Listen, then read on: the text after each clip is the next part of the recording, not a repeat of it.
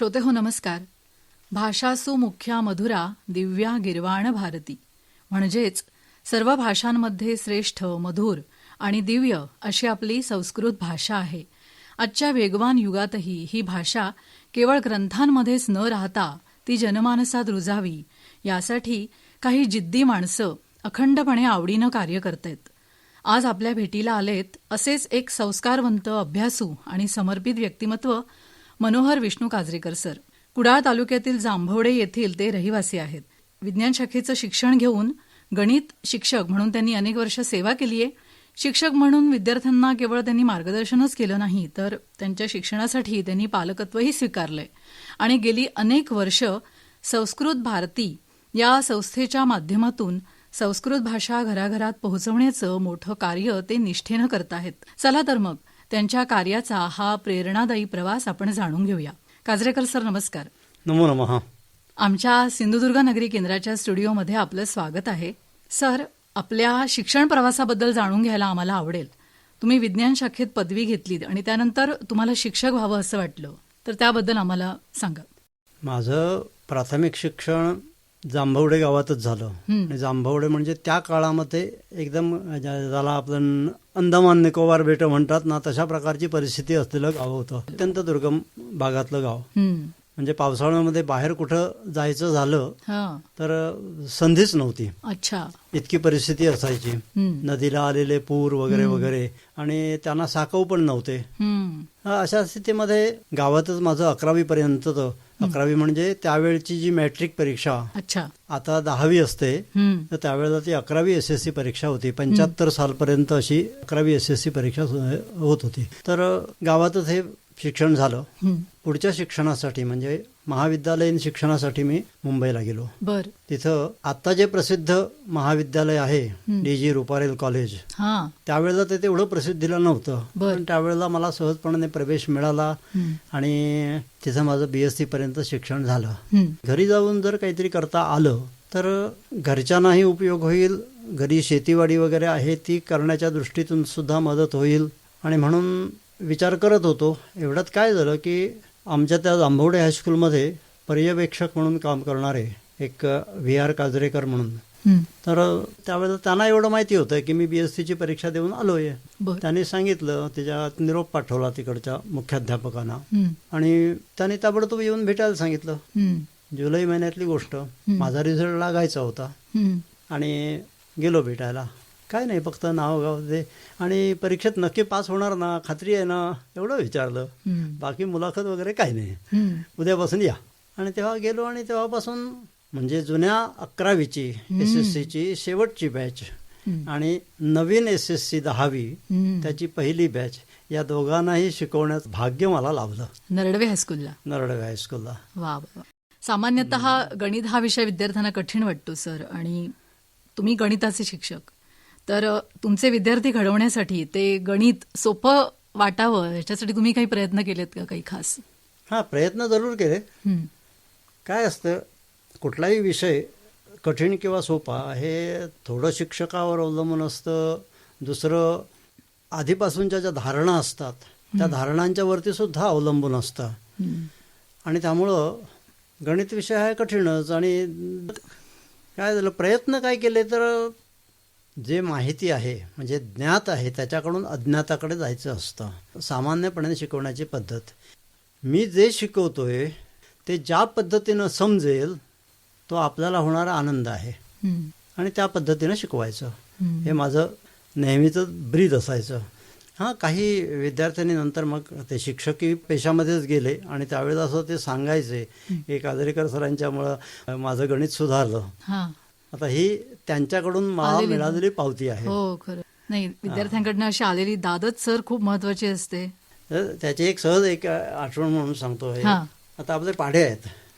आता पाढे म्हणताना ते कसे काय लक्षात ठेवायचे, मी आता मुलांच्या समोर जरा गंमत म्हणून करायचं. आपल्या हाताची 10 बोटं आहेत.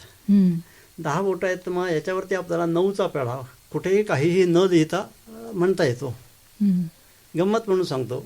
9 1 हे पहिलं बोट आहे ते दाबलं की आता किती राहिली शिल्लक, 9 राहिली. मग 9 1 9. समजा 9 पंचे किती, मग हे 5वं बोट आहे. 5वं बोट दाबायचं. किती राहिले? इकडे 4 आहेत, इकडे 5 आहेत, 45. हा 9चा पाढा नव्हे, 9च्या पुढे जाऊन 99चा पाढा सुद्धा केवळ बोटांच्या सहाय्यानं मोजता येतो. अच्छा. 999चा मोजता येतो, 9999चा मोजता येतो. काय करायचं त्याच्यासाठी? 9चाच पाढा फक्त म्हणायचा आणि जे बोट आपण कुठलं तरी दुमडतो, म्हणजे 9 चोक, आता 99 चोक आपल्याला करायचे झाले तर हे दुमडलेल्या बोटाच्या ठिकाणी 9 ठेवा. आता इकडे किती झाले? 3 आहेत, इथं 9, 3, 9 आणि इकडे राहिले किती? 6. 396, 99 चोक. वा, ही ट्रिक आहे. गंमत वाटते. हा, गमतीत शिकवायचं, म्हणजे ते मुलांना कठीण वाटत नाही आणि शिकणं सोपं होतं. घरी गेल्यानंतर सुद्धा ती आई वडिलांना ते असं असं करून दाखवायला लागतात. मजा वाटते. याच्यातून आवड हळूहळू निर्माण झाली. खरंच खूप इंटरेस्टिंग आहे सर हे. आपण मुख्याध्यापकही होतात, तर विविध क्षेत्रातील विद्यार्थ्यांचं पालकत्वही आपण स्वीकारलंय आतापर्यंत, तर त्यामागची प्रेरणा काय होती? सगळीकडे खेडेगाव म्हटल्यानंतर अशिक्षितपणा, अडाणीपणा, म्हणजे आमच्या वेळेला बहुतेक सगळे पालक, म्हणजे क्वचित हाताच्या बोटावर सोडले तर अंगठे बहाद्दरच असायचे. त्यामुळे घरी कुठल्याही शिक्षणाचं वातावरण नाही. दुसरं व्यसनाधीनता ही खेडेगावामध्ये अजूनही आहे, पण त्यावेळेला आणखीन मोठ्या प्रमाणावर होती. तर त्याच्यामुळे घरात शैक्षणिक वातावरण कोणतंच नाही. शिकवणार काय? पालकच जर शिकलेले नसतील तर मुलं कशी शिकणार? खरं. हा विचार जेव्हा माझ्या मनात, म्हणजे माझी एक सवय होती की माझ्याकडे जो वर्ग असेल त्या वर्गातल्या प्रत्येक विद्यार्थ्याच्या घरी वर्षातनं 2 वेळा जायचं. घरी भेट द्यायची आणि त्यावेळेला सगळं चालतच असायचं. पालक भेट घेणारा घरी जाऊन मी त्यावेळेला सुरुवात केली. त्याचं दुसरंही एक कारण होतं. साधारणपणे 2 वर्ग असायचे, अ आणि ब. की ब वर्गातले विद्यार्थी हे हुशार नाहीत, कारण त्यांना मार्गदर्शन तिथे मिळायचं नाही. बरोबर. हां. आणि अ वर्गातले विद्यार्थी हुशार, त्याच्यामुळे जे सगळे चांगले शिक्षक असायचे ते अ वर्ग घ्यायला धडपडायचे. हां. माझं कसं होतं की मी लांबून येणारा, मी जवळजवळ 3.5 ते 4 किलोमीटरवरनं शाळेमध्ये येणारा, त्यामुळे चालण्याची सवय, चालण्याशिवाय दुसरा पर्याय नाही. आणि ते विद्यार्थीही लांबचे येणारे, त्यामुळे एक थोडंसं ते एक नातं जुळलं असं म्हटलं तरी चालेल त्यांच्याबद्दल. एक त्याच्यामुळं त्यांच्याबद्दल मला ती आपुलकी वाटायला लागली. आणि दुसरं, मनामध्ये एक जिद्द होती. ब वर्गातले विद्यार्थी ढ आहेत असं जी काही धारणा आहे ती खोडून काढायची. माझ्या वर्गातला विद्यार्थी सुद्धा, म्हणजे ब वर्गातला विद्यार्थी सुद्धा शाळेमध्ये पहिला येऊ शकतो हे सिद्ध करून दाखवायचं ही माझी जिद्द. आणि ते तसं केलं. आता हे करायचं तर मग विद्यार्थ्यांच्यावरती विशेष परिश्रम घेतले पाहिजेत. मग काय करायचं, वाडीतल्या सगळ्या मुलांना जमा करायचं तिथे, विशेष करून 10वीचे, कारण 10वीची परीक्षा जरा अतिशय महत्त्वाची म्हटली जाते. त्याप्रमाणे त्या वाडीमध्ये काय 5-6 किंवा 8-10 सुद्धा मुलं ती एकत्र जमायची. मग त्यांचा, माझ्या विषयाचा मी घ्यायचो, पण बाकीच्या विषयांना सुद्धा तेवढंच प्राधान्य दिलं पाहिजे, म्हणून त्या विषयांचाही अभ्यास करा. ते अभ्यास करतात की नाही. आणि दुसरं असं आहे, त्याच्यामध्ये कमी जास्त हुशार असलेली मुलं असतात. जी हुशार आहेत, ज्यांचा अभ्यास चांगला झालेला आहे, त्याने बाकीच्यांना मार्गदर्शन करावं. अशा पद्धतीनं ती अभ्यासिका म्हणायची तिला. तर ती अशी वाडीवर सुरू केली. आणि मधून आठवड्यातून 1 दिवस मी कुठल्या तरी अभ्यासिकेवर जायचो, 1 दिवस किंवा 2 दिवस. आणि ते झाल्यानंतर रात्री 12 वाजल्यानंतर मग घरी यायचो परत. सर, तुमची ही तळमळ शिक्षणासाठी यातनं कळकळ दिसून येते. सर, गणितामधून संस्कृत अध्यापनाकडे आपण वळला, तर तो आपला प्रवास कसा झाला? SSC पर्यंत मला संस्कृत होतं 11वीला.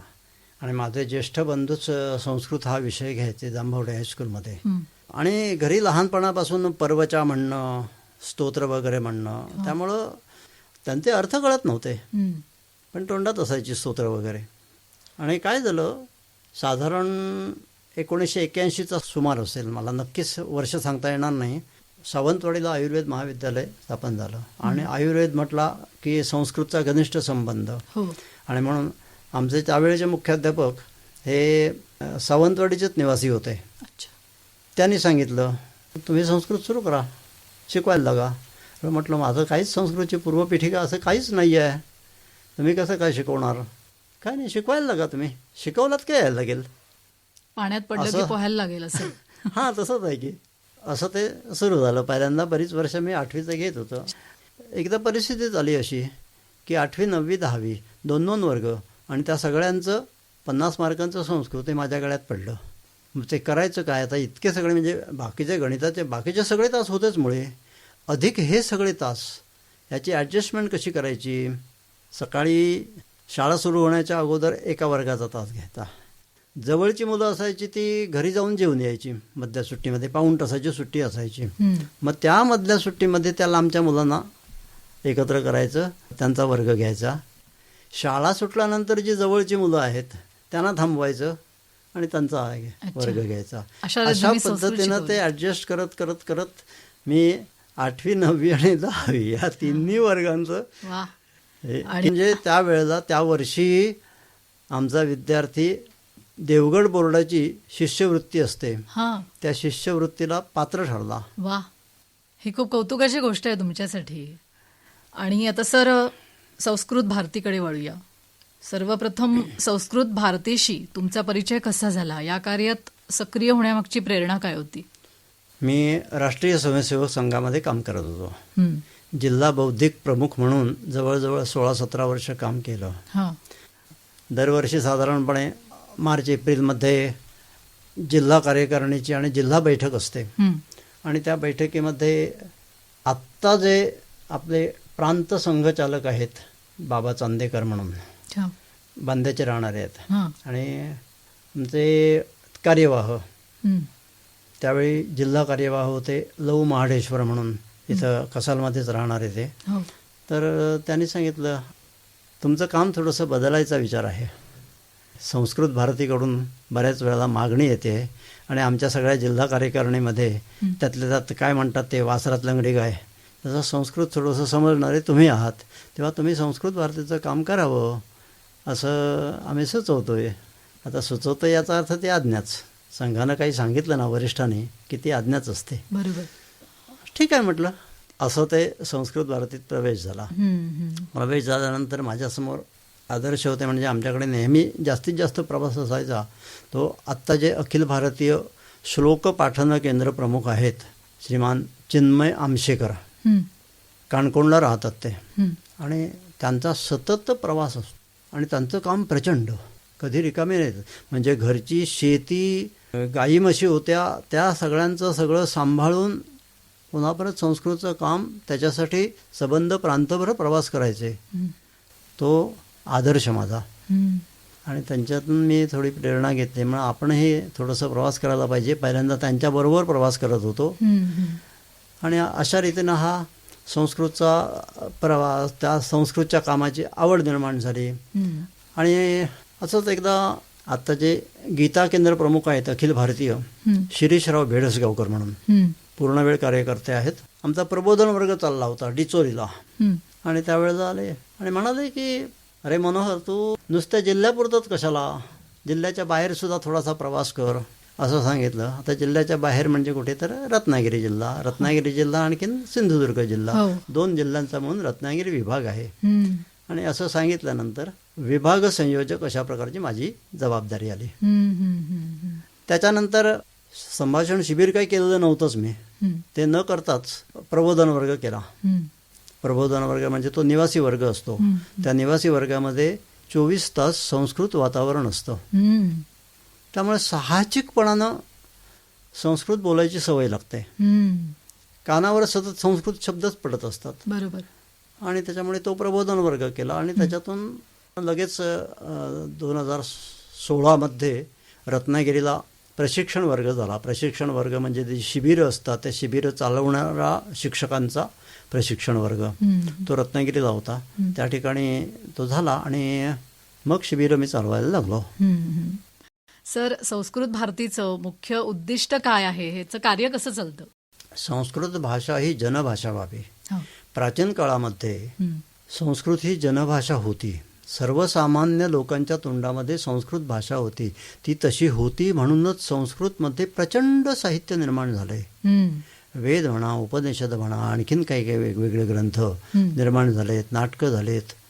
किंबहुना सर सांगायचं झालं तर जगामध्ये वेगवेगळ्या क्षेत्रातलं पहिलं साहित्यकोशात निर्माण झालेलं असेल तर ते संस्कृत भाषेमध्ये. म्हणजे उदाहरणार्थ जगातलं पहिलं वाङ्मय कोणतं तर ते वेद आहेत, हो. ते संस्कृतमध्येच आहेत. पहिलं महाकाव्य कोणतं रामायण, हो. ते संस्कृतमध्येच आहे. जगातलं सगळ्यात मोठं महाकाव्य कोणतं तर ते महाभारत आहे, हो. ते संस्कृतमध्येच आहे. नाट्यशास्त्रावरचा पहिला ग्रंथ कुठला आहे तर तो भरतमुनींचं नाट्यशास्त्र, हो. ते संस्कृतमध्येच आहे. हो. कालिदासानं अनेक नाटकं लिहिलीत हो. आणि त्याचा प्रभाव सबंध जगावर पडला. म्हणजे शाकुंतल नाटक बघितल्यानंतर गटेनं हो. डोक्यावर घेऊन तो हो, नाचला, नाचला, हो. अशा प्रकारची स्थिती. तर दुसरंही असं की शिल्पशास्त्र म्हणा, आपण ज्या 14 विद्या 64 कला म्हणतो हा. त्या सगळ्यांच्या वरती ग्रंथ लिहिलेले आहेत आणि हे सगळे ग्रंथ संस्कृतमध्ये दिलेले आहेत. त्याचा आधार घेऊन मग बाकीच्यांनी कारण त्यांचा संस्कृतचा अभ्यास म्हणजे पाश्चिमात्य असले तरी सुद्धा त्यांनी संस्कृतचा अभ्यास केलेला आहे. अल्बर्ट आइन्स्टाईनचा पण शोध वाचतो. आइन्स्टाईननं संस्कृतचा अभ्यास केलेला होता. पहिला अणुस्फोट जो झाला, अणुचा शोध लावणारा ओपनहायमर, तर त्याचा पहिला प्रयोग ज्या वेळेला केला त्यावेळेला तो सहस्र सूर्यांचा प्रकाश अशा प्रकारचं ते चित्र दिसलं आणि त्याच्या तोंडून सहजपणे भगवद्गीतेचा 11वा अध्याय जो आहे विश्वरूप दर्शन, त्याच्यातला एक श्लोक त्याच्या तोंडातनं बाहेर पडला. याचा अर्थ त्यानं संस्कृतचा अभ्यास केलेला होता. हे सहजगत्या आलेलं आहे. आपलं विज्ञान आहे त्या विज्ञानातले सुद्धा श्रेष्ठ ग्रंथ हे तयार झालेले आहेत. म्हणजे उदाहरणार्थ विमानं, हे विमान विद्या जी आहे त्या विमान विद्येचं ग्रंथ आज पूर्ण उपलब्ध नाही आहे. तो मध्यंतरी परकीय आक्रमणामध्ये नष्ट झालं, जाळलं गेलं. पण त्याच्यातूनही जे काही शिल्लक राहिलं त्याच्यामध्ये सुद्धा भारद्वाज ऋषींनी तो ग्रंथ लिहिलेला आहे विमानविद्या नावाचा. त्याच्यामध्ये विमानाचे वेगवेगळे प्रकार, म्हणजे प्रवासी विमान कुठलं, युद्धासाठी वापरलं जाणारं विमान कुठलं, त्या युद्धासाठी वापरल्या जाणाऱ्या विमानामध्ये सुद्धा अदृश्य होणारं विमान, दिसणार नाही लोकांना, अशा प्रकारचं विमान कसं बनवायचं, विमानाचा पत्रा कसा बनवायचा, इंधन कोणतं वापरायचं कशा पद्धतीनं, या सगळ्याचा विचार त्या विमानविद्या या नावाच्या ग्रंथामध्ये केलेला आहे. एवढे प्रचंड जे ग्रंथसंपदा निर्माण झाली आहे ती लोक संस्कृत मध्ये बोलत असल्याशिवाय ती होणं शक्य नाही आहे. आणि त्याच्यामुळं संस्कृत ही त्यावेळेला जनभाषा होती, त्यावेळेला भारत विश्वगुरू होता, आताही विश्वगुरू पदाकडे वाटचाल करतो आहे. तर त्याच्यासाठी एक अधिक पाऊल म्हणजे पुन्हा एकदा पूर्वीचं संस्कृतचं रूप पुन्हा निर्माण होणं, म्हणजे संस्कृत ही जनभाषा होणं. आणि जनभाषा होण्यासाठी संस्कृतचा प्रवास चालू आहे. त्याच्यामध्येच एक संभाषण शिबिर हा मुख्य उपक्रम तुमचा चालतो. तर हा उपक्रम नेमका कसा असतो सर? कारण फक्त 10 दिवसात एखादी व्यक्ती संस्कृत बोलायला लागते, हे कसं काय शक्य होतं? अनुभव घेतलाय प्रत्यक्ष. 10 दिवस सलग 10 दिवस रोज 2 तास असं एकत्र यायचं. त्या 2 तासामध्ये सगळा जो संवाद आहे हा सगळा संस्कृतमधून, म्हणजे जे शिकण्यासाठी येतात तेही संस्कृतमधून बोलणार आणि जे शिकवणारे आहेत ते तर संस्कृत आवश्यकच आहे त्यांना.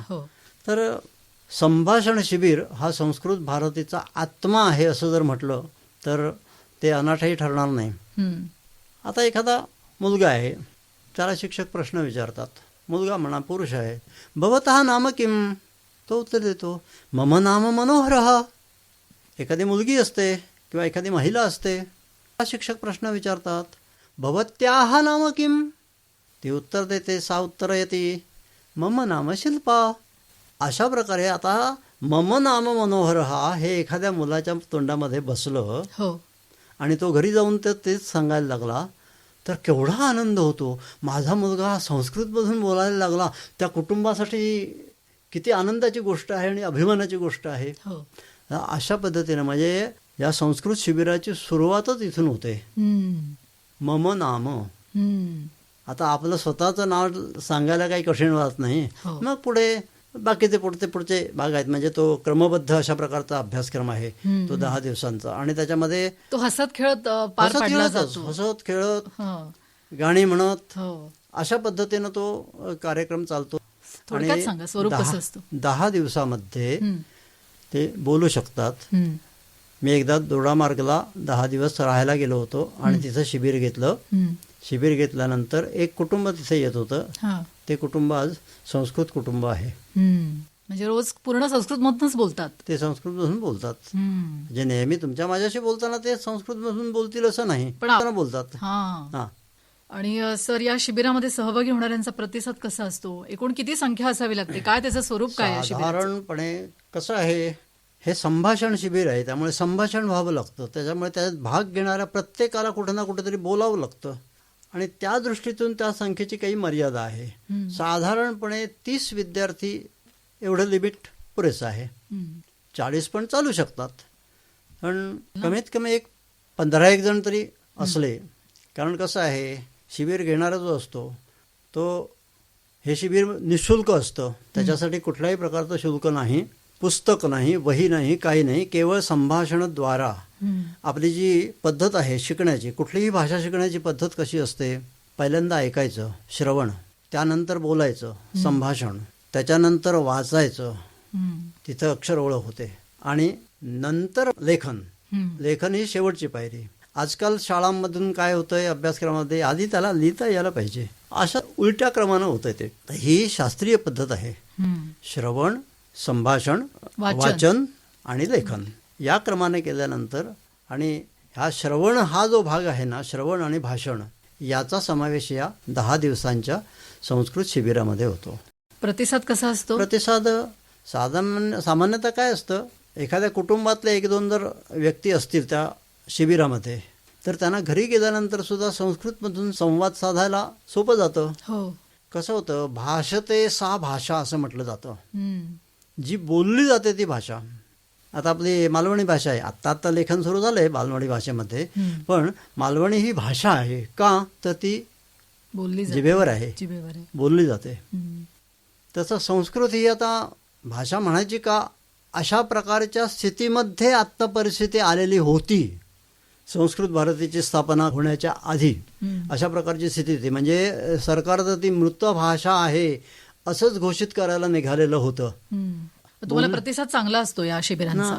शिबिरामध्ये प्रतिसाद बऱ्यापैकी असतो. आता मी जी शिबिरं घेतलेली आहेत ती जास्तीत म्हणजे जवळजवळ 15 शिबिरं झाली आहेत माझी. त्यातली निम्मे शिबिरं शाळांमधून झालीत. ती थोडी सरावासाठी असं म्हटलं तरी चालेल. पण मोठ्यांसाठी जेव्हा झालीत तेव्हा प्रतिसाद बऱ्यापैकी मिळाला आहे. फक्त ती भाषा पुढे जिभेवर राहणं, त्याचा आपण सराव करणं, हे काम होत नसल्यामुळं लोक ती भाषा विसरतात. सर, तुमचे इतर उपक्रम जे सुरू आहेत त्याच्यामध्ये विद्यालय संस्कृतम किंवा सरळ संस्कृत परीक्षा याबद्दल आम्हाला माहिती जाणून घ्यायला आवडेल. विद्यार्थ्यांना संस्कृत भाषेची गोडी लागावी याच्यासाठी काही उपक्रम योजलेले आहेत. त्याच्यातली एक सरळ संस्कृत परीक्षा, किंवा आपल्याकडे त्याला देववाणी असं म्हणतात. म्हणजे गोव्यातून त्याची सुरुवात झाली. त्यांनी पुस्तकं लिहिली 3-4 जणांनी मिळून. त्याच्यासाठी अभ्यासक्रम तयार केला, पुस्तकं लिहिली. 5वी, 6वी, 7वी, 8वी अशा 4 वर्गांच्यासाठी त्यांनी 4 पुस्तकं लिहिलेली आहेत. देववाणी या नावाची. देववाणी प्रवेश, देववाणी परिचय, देववाणी प्रबोध आणि देववाणी प्रदीप अशा प्रकारची 4 पुस्तकं. तो अभ्यासक्रम क्रमबद्ध आहे. दरवर्षी साधारणपणे फेब्रुवारीच्या शेवटच्या आठवड्यामध्ये त्याची परीक्षा होते. त्याचा परिणाम असा होतो, 4 वर्षामध्ये या 4 परीक्षा जर मुलांनी दिल्या तर 9वी-10वी मध्ये एक तर त्यांना संस्कृत विषयाची गोडी लागते, आणि दुसरं 9वी-10वी मध्ये, विशेष करून 10वी मध्ये शिक्षकांना खूप ताण पडतो. तो ताण अजिबात पडत नाही. सर, गीता केंद्रम आणि श्लोक पाठन केंद्रम यासारख्या उपक्रमांचा विद्यार्थ्यांवर काय परिणाम होतो? श्लोक पाठन केंद्रम हे विद्यार्थ्यांच्या दृष्टीतून खूपच उपयुक्त आहे. आता गीता पाठन केंद्रम हे तेवढं हे नाही, ते जरा ज्येष्ठ लोकांच्यासाठी आहे. ज्येष्ठ याचा अर्थ 15 वर्षाच्या पुढच्या लोकांच्यासाठी आहे. परिणाम म्हणजे कुठलंही सुभाषित म्हटलं की त्याच्यामध्ये उच्चाराला खूप महत्त्व आहे. आणि त्या उच्चाराचा उपयोग आपली भाषा सुधारण्यासाठी, कुठलीही भाषा असू दे, इंग्रजी उच्चार असू देत, मराठी उच्चार असू देत, किंवा हिंदी असू देत, किंवा आणि कुठलेही. कारण संस्कृतमध्ये जे व्याकरण आहे, म्हणजे जे वर्ण आहेत, त्या वर्णांची उच्चाराची स्थानं वेगवेगळी आहेत. त्या स्थानामुळे काय, अमुक विशिष्ट वर्ण आहे तो अमुक ठिकाणून क ख ग घ कंठामधूनच येणार. तसं आहेत ना कंठव्य, दंतव्य, दंतव्य, तसेच. तालव्य, हा. असं इतकं अन्य भाषांमध्ये नाहीये. हम्म. आता संस्कृत पासूनच मराठी आलेली असल्यामुळे हो, म्हणजे हो. मराठीमध्ये 70% शब्द आपण संस्कृत मधलेच वापरतो. हा. थोडासा किंचित बदल होत असेल त्याला. हम्म. आणि दुसरं कसं आहे की संस्कृतमध्ये अनुस्वार आणि विसर्ग हो, यांचं प्रमाण जास्त जास्त आहे. आहे. आणि त्यांच्या उच्चारणामुळे, त्याचं उच्चारण्याची एक विशिष्ट पद्धती आहे, हम्म. त्या उच्चारणामुळे माणसाचा कंठ सुधारतो, हा. वाणी सुधारते, हम्म. जीभ शुद्ध होते. हा एक महत्वाचा हे आहे. हे खूप महत्वाचं सांगितलं तुम्ही. हा, आता जे गीता केंद्र आहे, हो. आता गीता केंद्र ज्याचा संभाषण वर्ग झालेला आहे, हो. थोडं थोडं संस्कृत त्यांना येतंय, हा. अशांच्यासाठी हा 5 वर्षांचा अभ्यासक्रम आहे.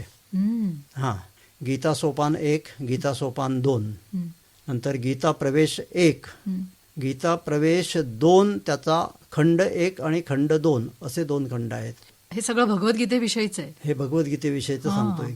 कसं आहे, संस्कृत व्याकरण, त्या व्याकरणातून भगवद्गीतेचा अभ्यास करायचा आणि गीतेच्या माध्यमातून संस्कृत व्याकरणाचा अभ्यास करायचा, असं परस्पर पूरक अशा प्रकारचा हा 5 वर्षांचा अभ्यासक्रम. वा. फार छान आहे. आता याच्यामध्ये सुद्धा प्रत्यक्ष भगवद्गीतेचा जो अभ्यास आहे तो शेवटच्या 2 वर्षामध्ये आहे. म्हणजे गीता प्रवेश भाग 2 जो आहे त्याच्यामध्येच आहे. त्याच्या पूर्वीचा जो सगळा 3 वर्षांचा अभ्यासक्रम आहे त्याच्यामध्ये एकतर संस्कृत चांगल्या रीतीनं बोलता येणं, शुद्ध बोलणं हा. व्याकरणदृष्ट्या, हम्म. आणि त्याच्यासाठी आवश्यक जे व्याकरण आहे, हम्म. व्याकरणाचा पाया तयार करणं, हम्म. हम्म. असं ते गीता प्रवेश 1 पर्यंतचं आहे. आणि गीता प्रवेश 2चा जो भाग 1 आणि 2 आहे त्याच्यामध्ये एकात 4 अध्याय आणि दुसऱ्या भागामध्ये बाकीचे राहिलेले सगळे अध्याय 5 ते 18 हम्म. अशा प्रकारचा अभ्यास आहे त्याच्यामध्ये. सर, बालकेंद्रम ही संकल्पना पण खूप वेगळी वाटते, तर त्याबद्दल काही सांगाल मला? मुलांच्यावरती संस्कार, आपल्याकडे संस्कार केंद्र पण असतात मुलांच्यासाठी. हो. तर असं एक बालकेंद्र साधारणपणे 1ली ते 7वी किंवा 1ली ते 8वी हो. ची जी मुलं आहेत हम्म. त्या मुलांच्यासाठी हा बालकेंद्रम नावाचा उपक्रम असतो. हम्म. आता उपक्रम म्हणजे काय असतं, ती मुलं एकत्र आल्यानंतर त्यांना आनंद वाटेल अशा पद्धतीनं, म्हणजे पुस्तक असं काही नाही आहे, हम्म. खेळ, गाणी, गोष्टी अशा माध्यमातून हम्म. त्या मुलांचा आठवड्यातून 1 तास घ्यायचा. त्या हा. 1 तासामध्ये शिक्षकही संस्कृतमधून शिकवणार आणि ते विद्यार्थी पण संस्कृतमधूनच बोलणार, हम्म. अभ्यास करणार. आपल्या जिल्ह्यामध्ये आहे? आपल्या जिल्ह्यामध्ये आत्ता एक बालकेंद्रम आहे कणकवलीला. अरे वा. आमची या बालकेंद्रासाठी सुद्धा हे निःशुल्क आहे. हम्म. समाजसेवक, समाजाची सेवा ह्या दृष्टीतून आपण काही हम्म. हे करायचं असतं. जसं शिबिर निःशुल्क असतं, शिबिरात जे शिक्षक असतात त्यांना सुद्धा कुठलं मानधन काही नसतंय, हम्म. तशाच पद्धतीनं हे म्हणजे सगळेच उपक्रम आहेत ते निःशुल्क आहेत, हम्म. सेवा म्हणून आहे थोडक्यात. सेवा म्हणून आहेत. श्रोते हो, मनोहर काजरेकर सरांच्या जीवन प्रवासाबद्दल, त्यांच्या कार्याबद्दल आणि त्यांच्या विचार विश्वाबद्दल आज आपल्याला खूप छान काहीतरी नवीन असं ऐकायला मिळालं. त्यांच्याबरोबरचा हा संवाद इथेच संपला नसून आपल्याला अजून बरंच काही जाणून घ्यायचं आहे. तेव्हा उद्या सायंकाळी 5:30 आपण पुन्हा नक्कीच भेटणार आहोत. तर तोपर्यंत ऐकत रहा आकाशवाणी सिंधुदुर्ग नगरी केंद्र. नमस्कार.